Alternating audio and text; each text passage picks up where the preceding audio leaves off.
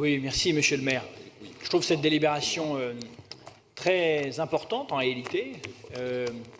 qui devrait faire naître chez certains d'entre nous une pointe d'émotion, puisqu'il s'agit ici de rendre hommage à Jean Poiret. Jean Poiret, c'est d'abord un interprète qui a été dirigé par des très grands réalisateurs de comédie, comme Jean-Pierre Mocky, comme Sacha Guitry, avec Assassin et voleur, avec lequel il commence sa carrière d'interprète au cinéma, comme évidemment Claude Chabrol, pour lequel il a tourné à la fin des années 80 deux très bons films extrêmement durs, mais en même temps très justes, sur un certain esprit de la bourgeoisie du XXe siècle, Inspecteur Lavardin et Poulet au vinaigre. Interprète également à la télévision, où il fait partager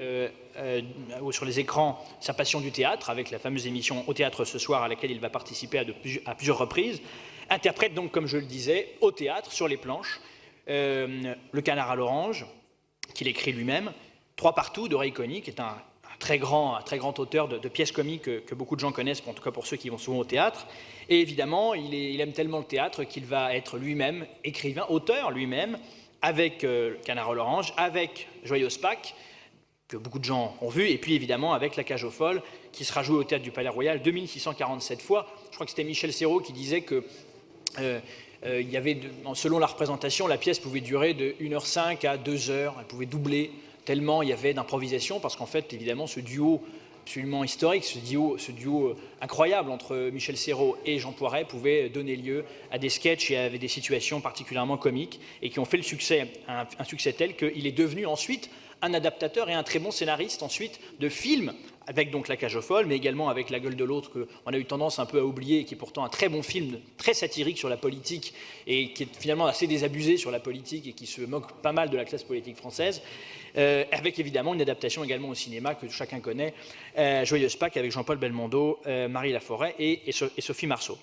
Je voudrais dire que c'était un comique, mais c'était un comique moraliste. C'était un comique qui ne s'engageait jamais dans des projets vulgaires. C'était un comique qui faisait un comique qui nous faisait réfléchir, qui nous faisait rire, non pas rire pour détester, pour être plus intolérants que nous sommes, mais rire pour aimer, ou en tout cas, à défaut d'aimer, respecter nos différences. Et on l'a vu également dans La Cage aux folles, que ce soit la pièce, mais également dans l'adaptation au cinéma réalisée par Édouard Molinaro. C'était un comique qui était évidemment quelqu'un, comme beaucoup de grands comiques, comme par exemple Louis de Funès, quelqu'un qui était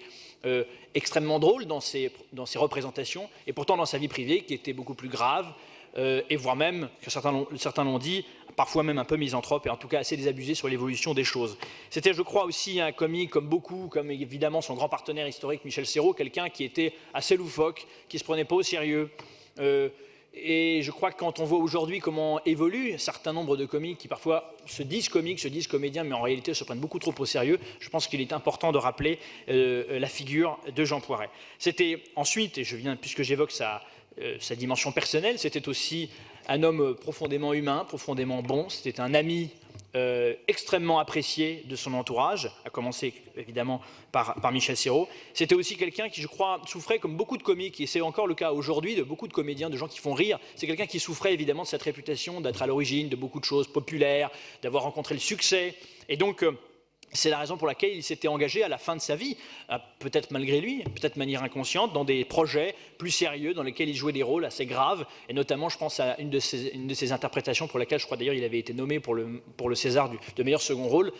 dans un film exceptionnel, l'un des derniers films d'ailleurs de François Truffaut, le dernier Métro, où il joue une sorte de Sacha Guitry, un écrivain acquis au test de la collaboration. Et je crois qu'il était donc important, finalement, à travers Jean Poiret, de rendre hommage à ces comédiens qui savent faire rire. Lui, c'était véritablement un génie du rire, mais qui, eux aussi, peuvent aussi nous apprendre beaucoup de choses, nous faire passer des messages sur l'évolution de la société, sur ses travers, peut-être même beaucoup mieux que ceux qui nous font pleurer sur les planches ou au cinéma. Voilà, je voulais d'ailleurs je terminerai mon intervention en disant d'ailleurs que c'est un peu toujours pareil, c'est-à-dire que je suis très étonné de voir que finalement il n'y a pas de rue Jean Poiret, il n'y a pas d'avenue Jean Poiret, il n'y a pas de rue Michel Serrault, mais on va donc faire une petite plaque à l'endroit où il est né. Finalement, je trouve que c'est finalement toujours un peu ce deux poids deux mesures que je regrette. Il y a véritablement qu'en France, où finalement il y a toujours une sorte de hiérarchie dans les artistes. Ceux qui font rire sont toujours un peu en dessous de ceux qui nous font pleurer. Je le regrette parce qu'on a besoin des grands acteurs qui nous font remettre en cause par des pièces ou par des films qui sont durs, qui sont durs à regarder ou à voir. On en a besoin, mais on a aussi besoin du message de tous ces comédiens. Voilà ce que je voulais dire. Et évidemment, donc, vous l'aurez compris, nous voterons cette délibération sans aucune réserve. Merci Alexandre Vesperini. Donc vous avez fait